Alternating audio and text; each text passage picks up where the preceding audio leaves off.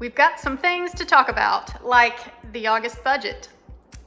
Yes, August has been a very interesting month for me. Go ahead and get yourself a coffee, grab some tea, have a sit down. I know this video is going to end up being long, but we have things to discuss and expenses to discuss.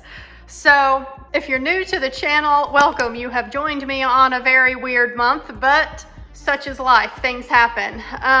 The whole point of me having this YouTube channel is to document my journey to reach financial independence and retire early. I am currently 35, living in North Carolina, doing this on a single income. And every month on my channel, I show you the money that I have coming in, how I choose to spend, save, or invest that money. I show you guys how the portfolio is doing monthly, and I do quarterly net worth updates as well. So if any of that interests you, then click the subscribe button down below. Don't forget to drop a like for this video while you're down there, and let's hop into how August went for me. All right, here we are. As y'all can see, I like to use Google Sheets for my monthly budgets, and while I do have some income sources blocked out for privacy, I do show you my YouTube income every month. And previously, I had been getting about $100 a month for everything that I do here on YouTube, as far as uploading videos and you guys watching and things. But lately, revenue for YouTube has been down, so I had budgeted to receive about $100 for YouTube income in August, and I actually did not meet that threshold in order to receive a payout, so I didn't get paid from YouTube in August. I do show y'all my totals down at the bottom here, and so you can see that I had planned on bringing in about $5,100 for August, and I actually brought in just under $5,000. So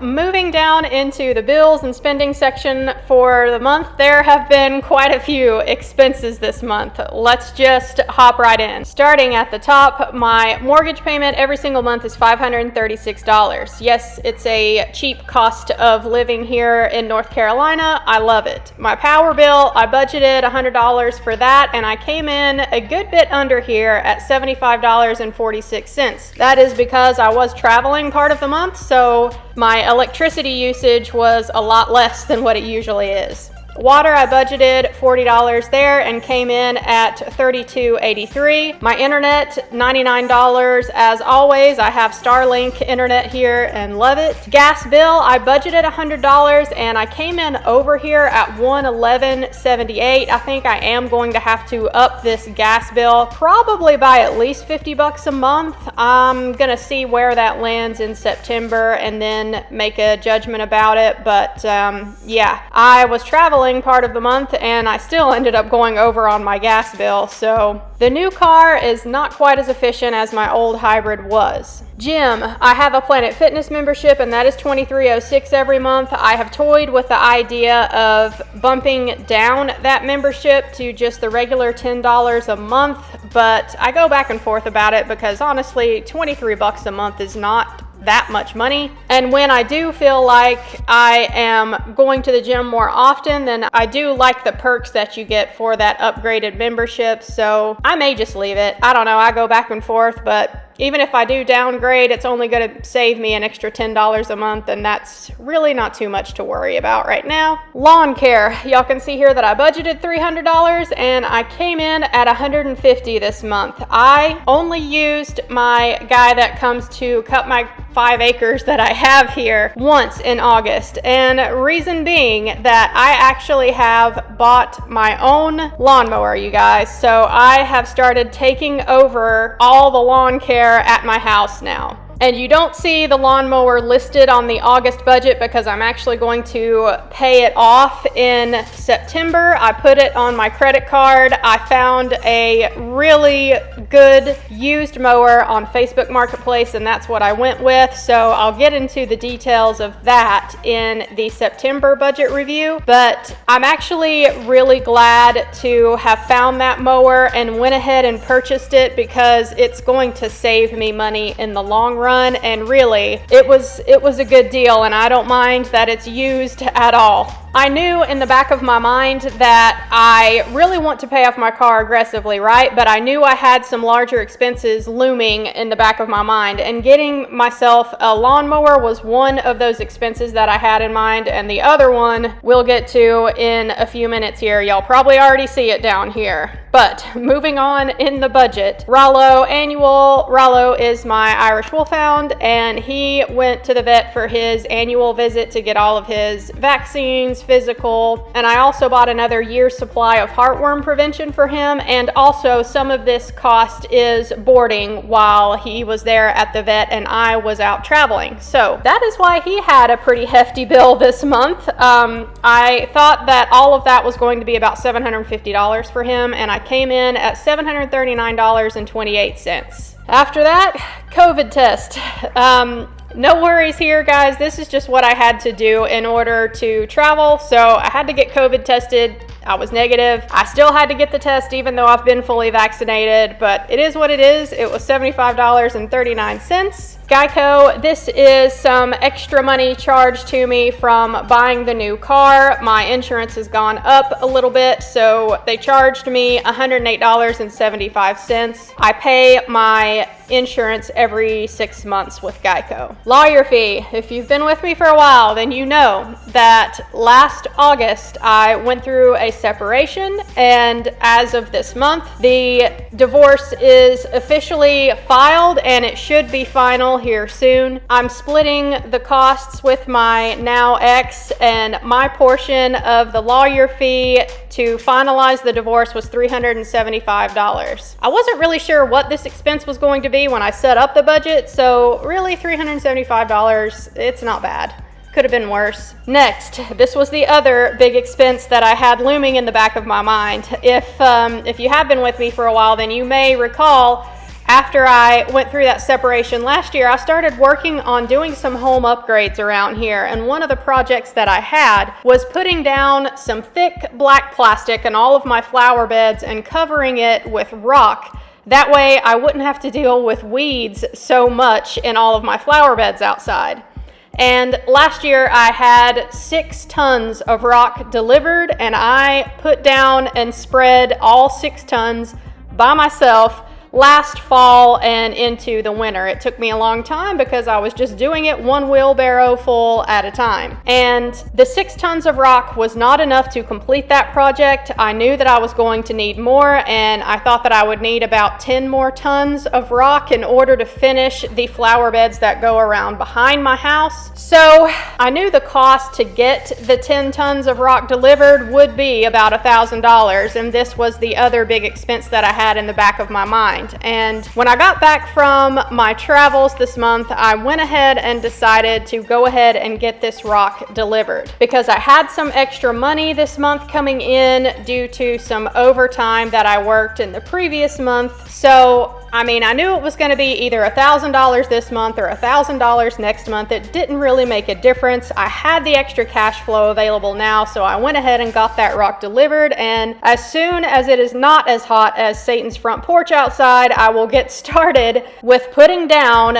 the next 10 tons of rock in my flower beds around the house here. So that is going to be a project that's going to take me months to get completely finished here. But once it is done, it will be done, and it will save me so much time when it comes to trying to keep up this place around here. Pulling weeds is a constant battle here in North Carolina. Next after that, you see listed here travel adapters. I actually had to buy some Apple brand travel adapters for my laptop and my phone. I had some universal adapters, but they didn't quite fit with my laptop charger in particular. So when I was at the airport, I went ahead and bought a travel adapter kit that's Apple branded that should be easy to switch out for all of my Apple products, and that was $77.36. Lastly here, groceries and household. I budgeted $400 for the month, and I still managed to go over in my groceries and household category. I spent $473.93, and y'all,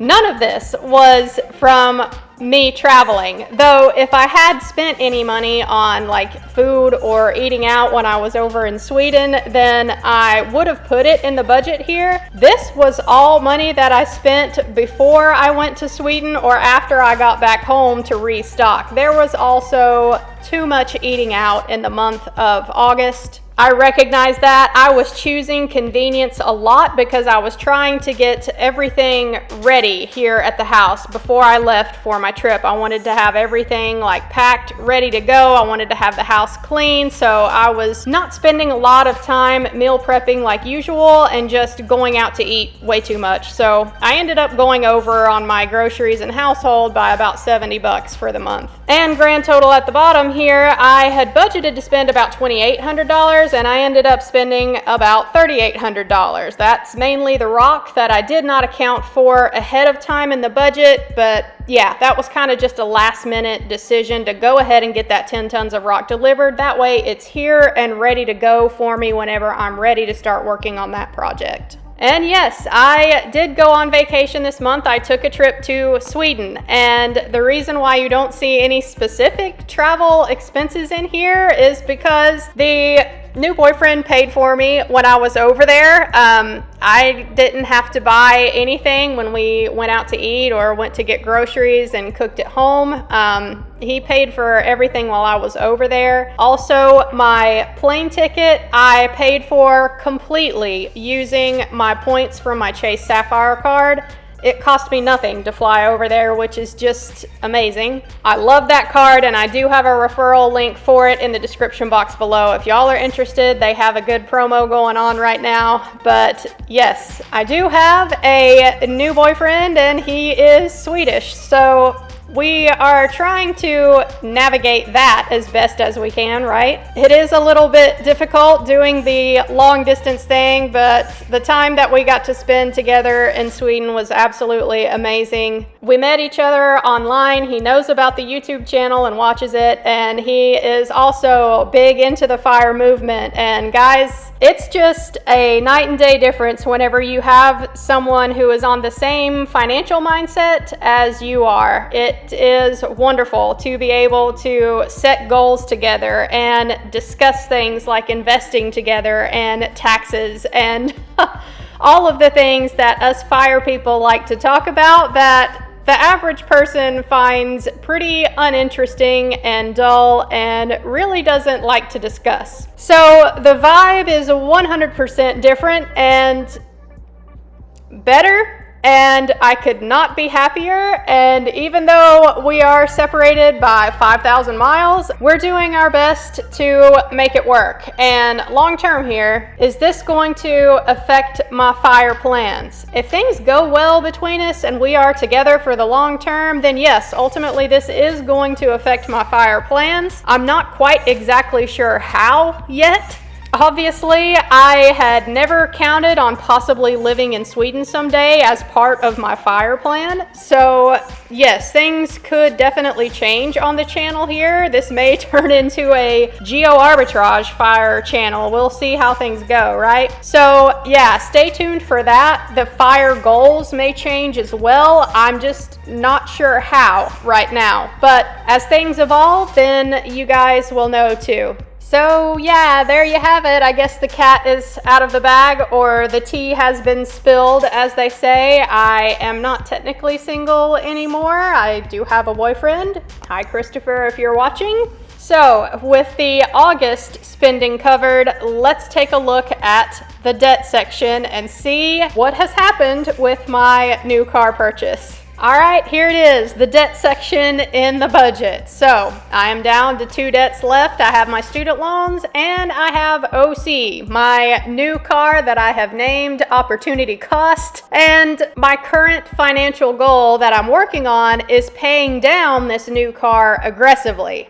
So starting at the top here with the student loans, those come out automatically of my checking account every single month. That payment this month was $474.51, right on target. The car, I had planned on paying $1,500 towards my car payment in August. My minimum payment is like $493 or something. And y'all can see that I did not hit that $1,500 goal. I was still able to pay some extra on the car in August. I threw $600 at it, which, I mean, that really falls short of the $1,500 goal, but that big rock expense is really what kind of affected that this month. But like I say, if I didn't spend the $1,000 on getting that rock delivered this month, then it would have been $1,000 next month. And I knew that I had the extra cash flow available to me this month, so I just went ahead and did it to get that one big expense out of the way. And then thankfully I found that lawnmower, which is my other big expense that I was worried about, and I got a good deal on that. So we'll see that in the September budget review. So grand totals for debt in August, I had hoped to send almost $2,000 to debt, but I only sent a little over $1,000, $1,074.51 in August. Let's take a quick look at where the debts currently stand now.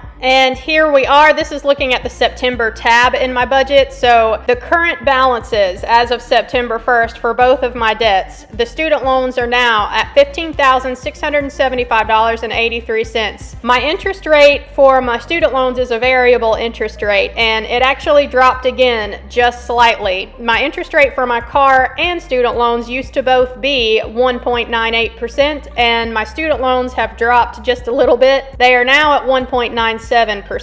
So out of the $475 that I sent to my student loans in August, $447.45 of that went to the principal. I lost $27.06 to interest. And for the car, the current balance is $32,894.80. We are out of the 33s. The interest rate's 1.98%, and out of that $600 payment I sent to the car, $536.54 went towards the principal. I lost $63.46 to interest. And lastly, down here, I do have my house listed, but my payment is actually going through today, so I don't have the updated balance there for what I owe on the house. It should be somewhere around $96,500 or $600 that I owe on the house, and it is a fixed interest rate at 3.25%. So for my year-to-date totals here, in total, I have sent almost $9,300 towards debt for the whole of 2021 so far, and the vast majority of that amount has gone towards the principal that I owe. I've sent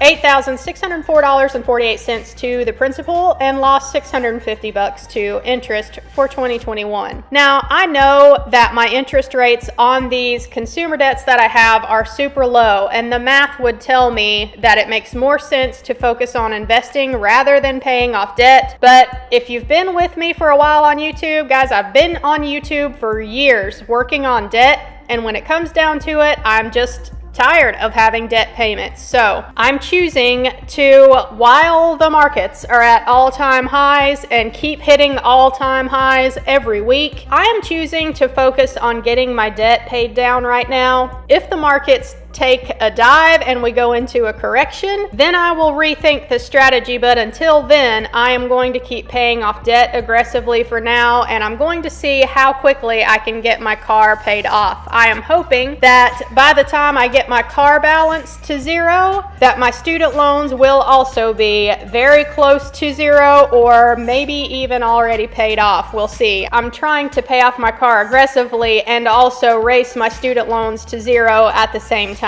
So that's $48,570.63 worth of debt to get rid of, and I am hoping that I can get this entire balance gone in a couple years. We'll see. Flipping back over to the August budget, we'll take a look at my investing portion. All right, so since I am focused on aggressively paying off debt at the moment, I am not planning on throwing any extra money into my brokerage accounts that I have. I have a regular taxable account with M1 Finance and Fidelity. Fidelity is where I do my options trades. I also have my Roth IRA set up with M1. That is already maxed out for 2021. So yes, no extra money going to investing in August. I am still contributing up to the match for my employer 403B. That I'm not going to stop contributing to, even though I am paying off debt aggressively. I don't want to lose that match. So I thought that for August, I would send about $400 to my 403B, and it ended up being $486.10. I thought my employer match would be about $250, and it was $277.77. Again, I did work some overtime, so that accounts for the little bit extra there. Still, totals for the month, I only sent $763.87 to investing. I wish it had been more, but it will be once I get my debts paid off. And totals at the bottom down here, y'all can see that leaves me with about $100 to roll over into September. This column E here is where I keep track of all of the balances in these various investing accounts. So y'all can see that as of the end of August, I'm getting really close to another milestone here, even though I have not been investing as aggressively as I might like to lately. I am sitting at a portfolio value of $138,555.87. So I'm getting really close to the $140,000 mark, and that's really exciting to see because I only crossed $100,000 in February of 2021. So this just goes to show you the power of investing right here and the power of compounding once you cross that six-figure mark. I really can't believe that I'm getting so close to 140,000 already, and it's just August. So yeah, like I mentioned, I mean, the markets keep hitting all-time highs, all-time highs, all-time highs. So this number keeps going up, even though I have not invested super aggressively since I got my Roth IRA maxed out for 2021. Continuing over here, we can see my savings rate for the month. I came in at 13.26%. This number is only taking into account anything in this investing section. I do not count debt payments towards my savings rate. I do count my employer match in the savings rate because ultimately that's going to be my money to use, so it gets included, and my savings rate for the month is 13.26%, which, I mean, it could be worse compared to what most people do out there, but when you're in the FIRE movement, I mean, my personal goal is to get this number up to 60-70% at least after my debt is gone. So yeah, I'm not too happy with 13%, but it is what it is for right now. I'll take it. And my am I FI yet number, am I financially independent yet? No, I am not, but I am 11.55% of the way to my financial independence retire early number, which is right now 1.2 million. Like I mentioned earlier, that number may change over time here. It depends how things go with the new boo, and it depends where I end up living long-term post financial independence retire early. So as of right now, my goal is 1.2 million invested. We will see if that number changes in the future. All right, guys, if you made it to the end of this budget review video, then I truly applaud your efforts. I know that there was a lot to discuss in this one. My budget review videos, honestly, are the longest videos that I put out in the entire month. But it is what it is. I have thought several times whether or not I should just completely cut out the investing portion of my budget reviews and just do a video every month purely about investing and how the portfolio is doing. But considering I track my savings rate so closely with my budget, I've just never filmed my videos that way. So including the investing with the budget review, that ends up making these videos a little longer. So sorry, not sorry. That's just how I roll on my channel here. Let me know how August went for you down in the comment section below. And also, if you are in the FIRE movement like me, let me know if you have ever actually considered doing geoarbitrage as part of your FIRE plan. And if so, if you've considered moving to another country in order to maximize the dollars in your portfolio post-FIRE. So yeah, that should cover it for this one. I appreciate you guys watching as always, and I'll catch you in my next video. Bye y'all.